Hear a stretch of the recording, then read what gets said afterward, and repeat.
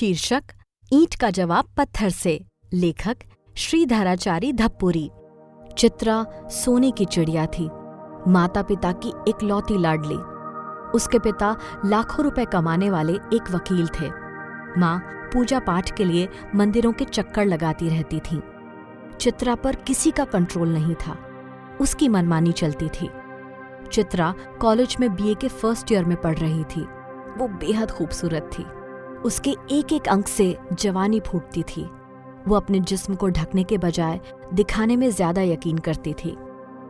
चित्रा का बैग रुपयों से भरा रहता था, इसलिए उसकी सहेलियां गुड़ की मक्खी की तरह उससे चिपकी रहती थीं। लड़के उसकी जवानी का मजा लेने के लिए पीछे पड़े रहते थे। इसी बात का फायदा उठाकर चित्रा कॉलेज में ग्रुप लीडर बन गई। इससे वो और भी ज्यादा घमंडी हो गई। चित्रा के कॉलेज में सेकेंड ईयर में नंदन नाम का एक लड़का पढ़ता था। वो उस इलाके के सांसद का बेटा था। रोजाना नई कार से कॉलेज आना उसका शौक था। सच तो ये था कि नंदन कॉलेज नाम के लिए आता था। लड़कियों को अपने इश्क के जाल में फंसाकर उनसे मन बहलाना उसका शौक था। एक नंबर का जुआरी था। शराब पीना उसका रोजमर्रा का काम था। एक दिन नंदन की नजर चित्रा पर पड़ी। दरअसल उसने कॉलेज के इलेक्शन में हिस्सा लिया था। चित्रा भी उन्हीं के ग्रुप में शामिल थी। दोनों ने खूब प्रचार किया। नंदन ने पानी की तरह पैसा बहाया और जीत गया। इस जीत की खुशी में नंदन ने अपने फार्म हाउस में शानदार पार्टी दी थी। चित्रा और उसके दोस्त भी वहां पहुंच गए थे। रात भर शराब पार्टी चली। सबने खूब मौज मस्ती की। तभी से नंदन और चित्रा ने क्लबों में घूमना शुरू कर दिया। फिर वे दोनों नंदन के फार्म हाउस में मिलने लगे और उन्होंने हम बिस्तरी भी की। इसी तरह एक साल बीत गया। वे दोनों हवस के सागर में गोते लगाते रहे। अचानक ही चित्रा को एहसास हुआ कि पिछले 3 महीने से उसे माहवारी नहीं आई है। वो डॉक्टर के पास गई। डॉक्टर ने बताया कि वो 3 महीने के पेट से है। ये सुनकर चित्रा मानो मस्ती के आसमान से नीचे गिर पड़ी। चित्रा ने नंदन से इस बारे में बात की और उस पर शादी करने का दबाव डाला। नंदन लड़कियों के साथ हमबिस्तरी तो करता था, पर चित्रा से शादी करने की उसने कभी सोची भी नहीं थी। अपने नेता पिता की तरह वो लड़कियों से प्यार के वादे तो करता था, पर उन्हें निभाता नहीं था। नंदन चित्रा की बातें सुनकर सतर्क हो गया। उसने चित्रा से मिलना जुलना बंद कर दिया। जब वो फोन पर उससे बात करना चाहती तो टाल देता। लेकिन एक दिन चित्रा ने नंदन को पकड़ ही लिया। बहुत दिनों तक बातचीत न होने से नंदन भी थोड़ा नरम पड़ ही गया था। बातें करते करते वे दोनों नंदन के फार्म हाउस जा पहुंचे। वो फार्म हाउस 2 मंजिला था। वे दोनों दूसरी मंजिल पर गए। वहां एक खूबसूरत बेडरूम था। वे दोनों एक सोफे पर जाकर बैठ गए। चित्रा बहुत खूबसूरत लग रही थी। उसे देखकर नंदन की हवस जाग गई। वो बोला, डार्लिंग, शुरू हो जाएं क्या? इतना कहकर उसने चित्रा की कमर पर हाथ रख दिया।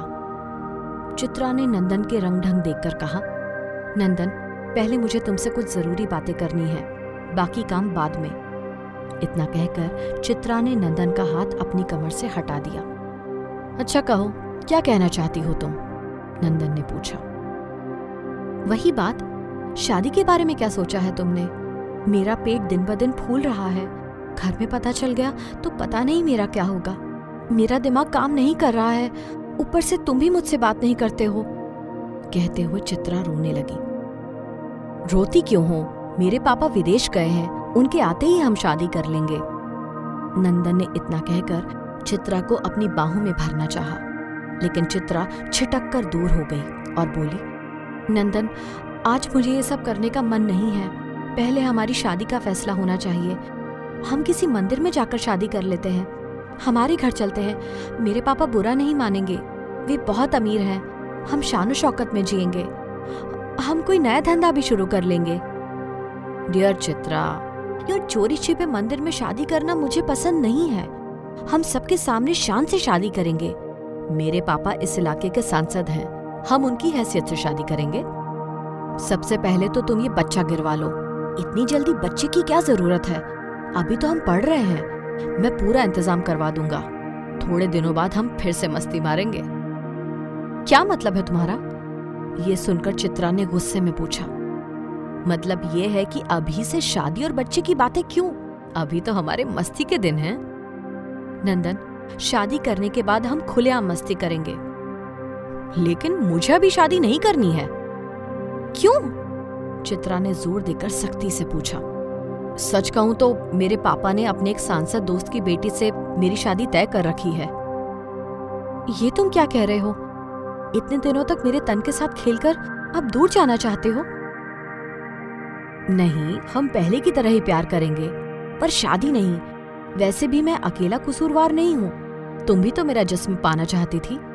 हमने एक दूसरे की जरूरत पूरी की, लेकिन अब तुम नहीं चाहती तो मैं अपने रास्ते और तुम अपने रास्ते। नंदन ने दो टूक कह दिया।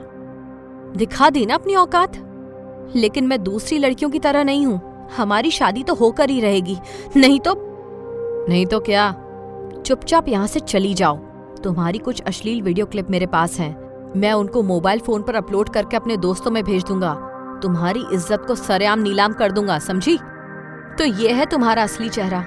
लड़कियों को फूलों की तरह मसलना तुम्हारा शौक है। लेकिन अगर तुम मेरे पेट में पल रहे बच्चे के बाप नहीं बने तो मैं तुम्हारी जिंदगी बेहाल कर दूंगी। इतना कहकर चित्रा ने अपने बैग से एक लिफाफा निकाला और नंदन के मुंह पर फेंक दिया। ये सब क्या ड्रामा है?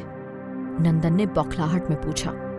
खुद देख लो, चित्रा बोली। नंदन ने लिफाफा खोला तो उसमें से निकलकर कुछ तस्वीरें जमीन पर जा गिरी। उन तस्वीरों में नंदन और चित्रा हवस का खेल खेल रहे थे।